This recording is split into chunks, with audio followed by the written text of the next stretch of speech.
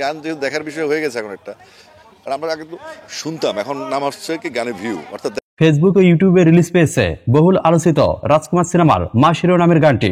Prince মাহমুদের লেখাও সুরে শিল্পী রিয়াজের কণ্ঠে গানটি অসম্ভব সুন্দরভাবে ফুটে উঠেছে, আর যার কারণে দেশ ও দেশের বাইরে বিভিন্ন গানপ্রেমী শ্রোতারা রাজকুমার সিনেমার মা শিরোনামের এই গানটির প্রশংসা করছেন।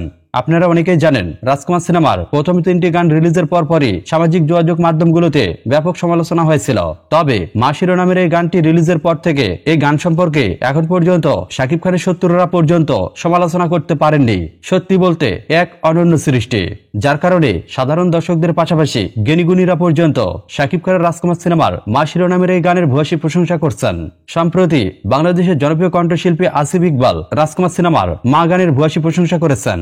তিনি জানিয়েছেন, এমন একটি গান যুগে যুগে একবারই সৃষ্টি হয়, এই গানটিও একটি কালজয়ী সৃষ্টি, যুগের পর যুগ মানুষের হৃদয়ে এই গানটি জায়গা করে নিবে। এর পাশাপাশি আসিফ ইকবাল আরো জানান, নিজের পাশাপাশি তার সন্তানরাও বারবার এই গানটি শুনছে, তার পরিবারের সবাই এই গানে মুগ্ধ হয়েছে। পৃথিবীতে এমন কোনো ব্যক্তি নেই যে নিজের মাকে ভালোবাসে না, আর এই গানটি শোনার পর অনুভূতিতে মায়ের প্রতি এক অন্যরকম ভালোবাসার সৃষ্টি হয়েছে, যার কারণে সকল শ্রেণীর দর্শকদের কাছে মা শিরোনামের এই গানটি জনপ্রিয়তার শীর্ষে পৌঁছে যাবে।